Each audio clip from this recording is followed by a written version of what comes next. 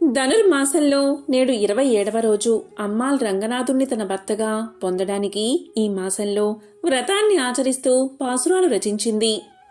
ఈ పాసురాలను తిరుప్పావై అని పిలుస్తారు. ఈరోజు తిరుప్పావై 27వ పాసురం. ఈ పాసురాల్లో 20వ పాసురం నుంచి 29వ పాసురం వరకు గోదాదేవి శ్రీకృష్ణ భగవానుణ్ణి వర్ణిస్తుంది.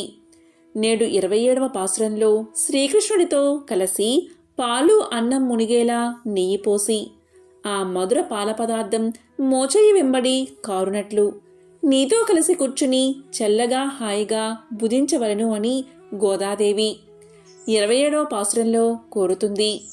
ఈరోజు ధనుర్మాసంలో 27వ పాసురం. దాని అర్థమేంటో ఇప్పుడు తెలుసుకుందాం.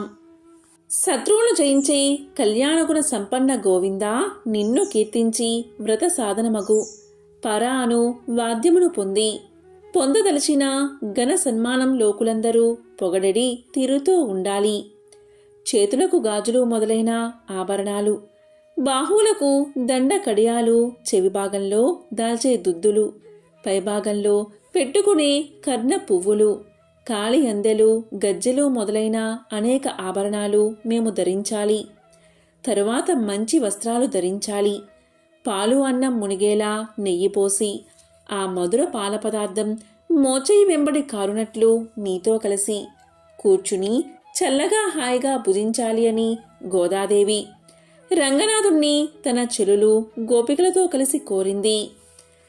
ఇదే 27వ పాసురం అర్థం.